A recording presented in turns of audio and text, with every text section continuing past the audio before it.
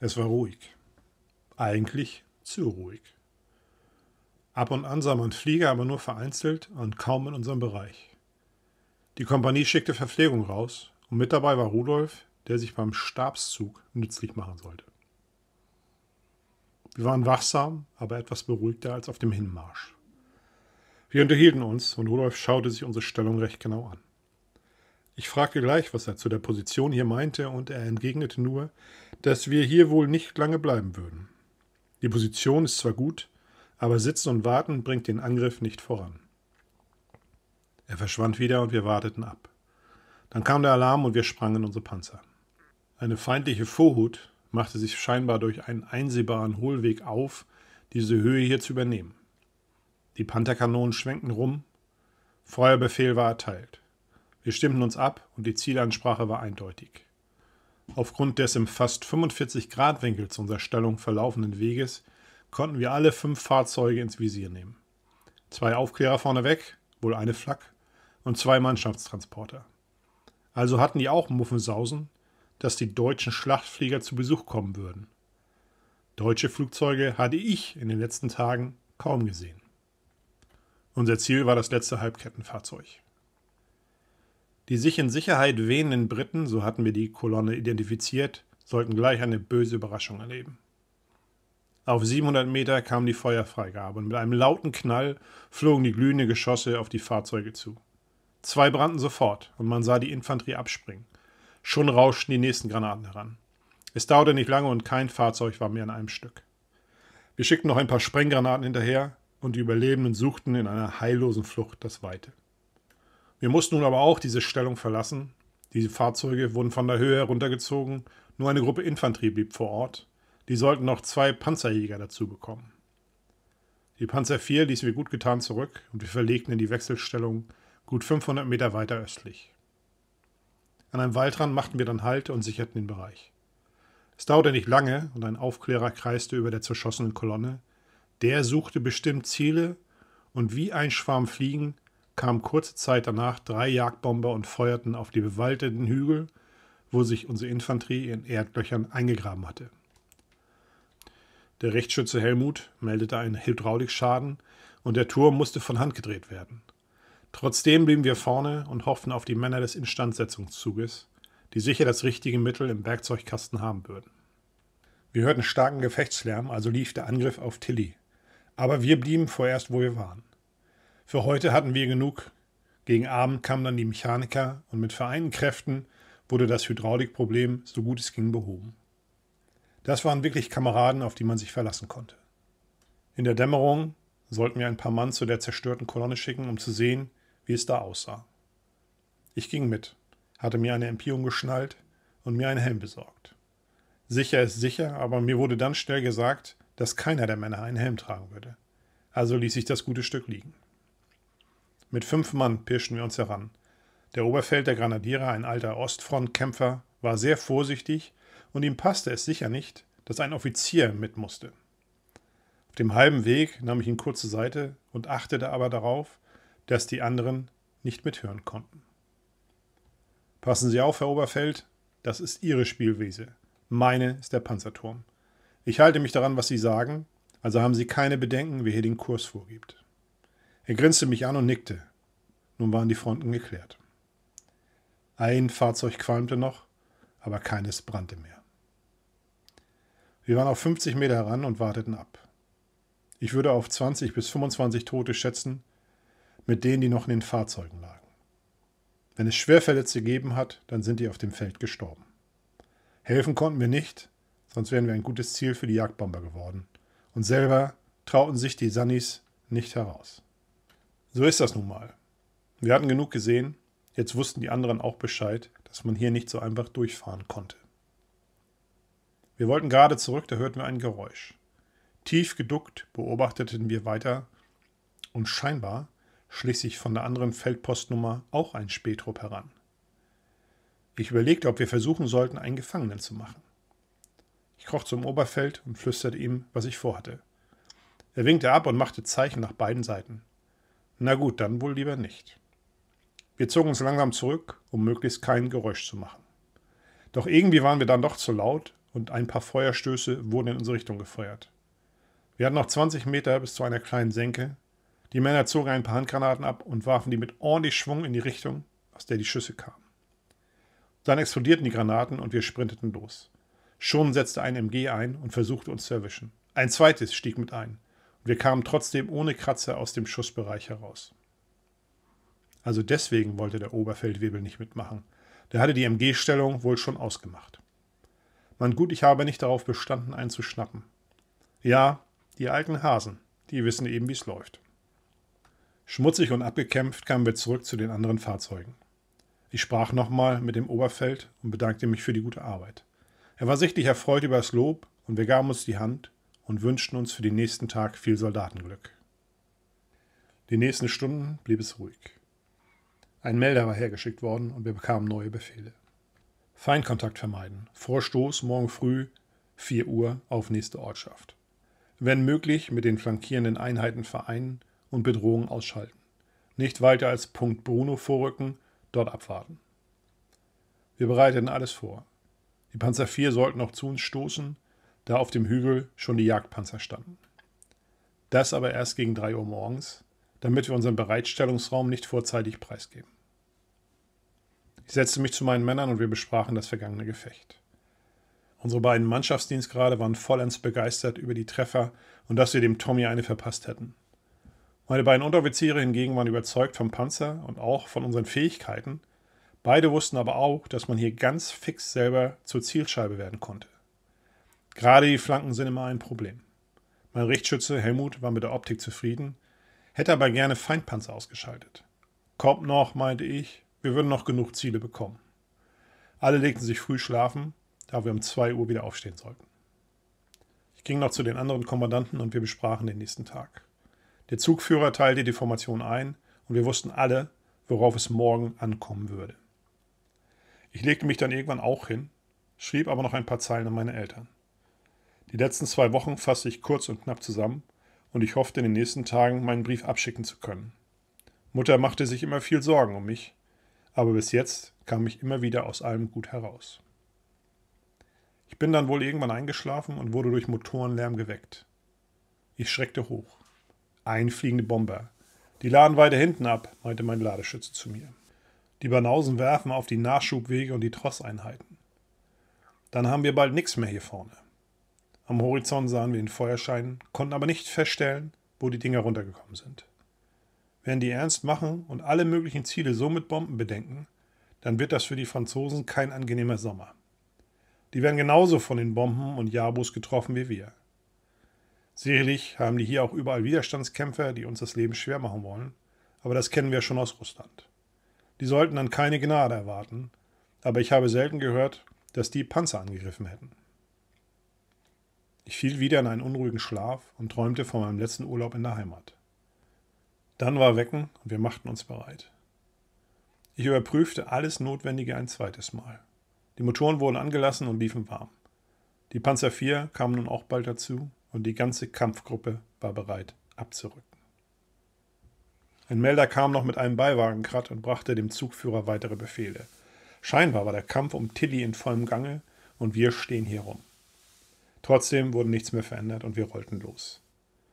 Es war noch sehr früh, aber es wurde schon langsam hell. Wir kannten die Wege und die ersten 2 Kilometer sollten wir hintereinander fahren, dann auffächern und vorstoßen. Die Briten würden uns sicher bald hören und wir hofften, dass sie zu überrascht wären, um eine starke Abwehrfront aufzubauen. Jetzt ging es ums Ganze. Wir wollen doch mal sehen, was passiert, wenn wir den Tommy aus den Betten werfen.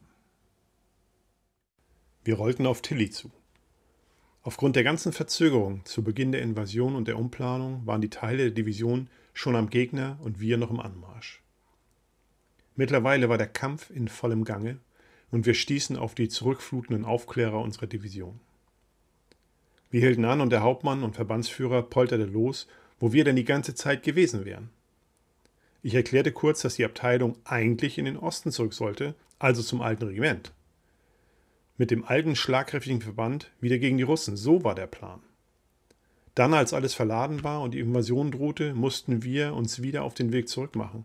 Die ganzen Verzögerungen brachten uns dazu, dass wir mit der 2. Abteilung erst zwischen dem 9. und 11. Juni in der Normandie verfügbar waren. Er nahm es so auf und man merkte, er verstand es, aber es passte ihm nicht.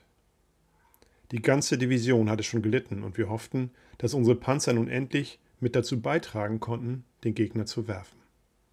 Es war ein merkwürdiges Bild. Wie große, fahrende Obstbäume waren wir unterwegs. Im Halbdunkeln nicht zu erkennen, nur der Lärm war ohrenbetäubend. Auch hofften wir auf Regen, damit wir bei Tage keine großen Staubwolken entwickeln würden. Das lockte dann gleich die feindlichen Flieger an. Sobald einer der Luftbeobachter etwas sah, wurde sofort versucht, eine Deckung zu finden. Es gelang nicht immer, trotz allem kamen wir gut voran. Wir sollten um Tilly herumziehen und dann bei dem Stoß auf Caen zu unterstützen. Aber ein Plan ist immer so gut wie bis zum Zeitpunkt der Umsetzung. Der Kampf um die Nordhälfte der Stadt war so intensiv und die Verluste so hoch, dass noch bevor wir mit ins Geschehen eingreifen konnten, der Angriff begrenzt eingestellt wurde. Auf der Anmarschroute wurden wir dann umdirigiert und sollten wieder eine Flankensicherung übernehmen. Wir zogen wieder gut getarnt in einer Allee unter und warteten erstmal auf die Trosseinheiten und weitere Befehle. Gut getarnt vor Fliegern und Beobachtern wurden die Fahrzeuge nachgetankt und Verpflegung kam nach vorn. Kurze Zeit später Lagebesprechung in einem kleinen Obstgarten. Der Kompaniechef erläuterte die Lage und es sah nicht gut aus. Feindliche Kräfte waren bei Élan und hatten sich schon eingegraben. Die Schiffsartillerie konnte noch immer gezielt auf Truppenansammlungen eingesetzt werden und sobald ein Gefechtsstand irgendwo ausgemacht war, konnte man die Uhr danach stellen, wann die ersten Lagen hereinrauschten. Aber auch die Alliierten machten Fehler und beschossen schon mal die eigenen Truppen. Aber in dem ganzen Wirrwarr von Position- und Lagemeldungen hatte unsere eigene Luftwaffe auch schon deutsche Verbände angegriffen, da diese eigentlich woanders stehen sollten. Sei es drum. Mittlerweile war es schon der 12. Juni und die Alliierten rückten weiter vor. Wir wurden als Korsettstange eingeschoben und sollten weiter westlich die Briten angreifen. Ausgehend von den Lagemeldungen war eine Ortschaft freizukämpfen, um für den Großangriff die Ausgangsbasis zu schaffen. Hier ging es gegen die Engländer mit ihren Cromwell-Panzern. Im Morgengrauen saßen wir auf und rollten los. 3 Panther und 2 SPW, das war unsere Angriffsformation. Ich mit dem Spitzenpanzer und in Keilformation der Rest. Wir pflügten im Morgengrauen über die Felder und aufgrund der Trockenheit kamen wir gut voran. Die Ketten sanken nicht ein. Aus der ersten Hecke am Ort blitzte es auf und ein Packgeschoss hämmerte vor uns in den Boden. Wir rollten weiter und der rechte Panzer stoppte und jagte 2 Granaten auf den Mündungsblitz. Was auch immer dort gestanden hat, ist erledigt. Infanteriefeuer und leichter Granatwerferbeschuss setzte ein. Aber soweit ungefährlich für uns. Wir waren auf 500 Meter heran, da schlug es beim rechten Panzer ein. Kein Durchschlag und er konnte weiterfahren. Diesmal wurde das Ziel als Panzer angesprochen. Wir stoppten, visierten nach und schickten unsere erste Granate auf den getarnten Panzerturm. Treffer, aber keine Wirkung. Oder doch? Ladeschütze meldete fertig, Richtschütze hatte Feuererlaubnis und der zweite Schuss traf wieder den Feindpanzer. Qualm stieg auf. Und man konnte Männer sehen, die scheinbar aus dem Turm kletterten. Jetzt kriegten wir einen Treffer ab, voll auf die Turmblende. Ein lauter Knall und wir wurden ordentlich durchgeschüttelt. Rechts anziehen, rief ich dem Fahrer zu. Wir fahren im Winkel zum Feind weiter vor. Die anderen beiden Panzer schossen Wirkungsfeuer in die Hecken am Ort und das erste Haus bekam auch ein paar Granaten ab. Wir waren dicht am Ortseingang dran, der Panther war eben schnell und wendig. Wir stoppten und rollten langsam in den Ort hinein. Schon zischte ein Geschoss, sicherlich eine Panzerfaust oder ähnliches, an uns vorbei. Schnell drehten wir den Turm und schossen eine Granate und ein paar MG-Salben in das Fenster, aus dem der Schuss kam.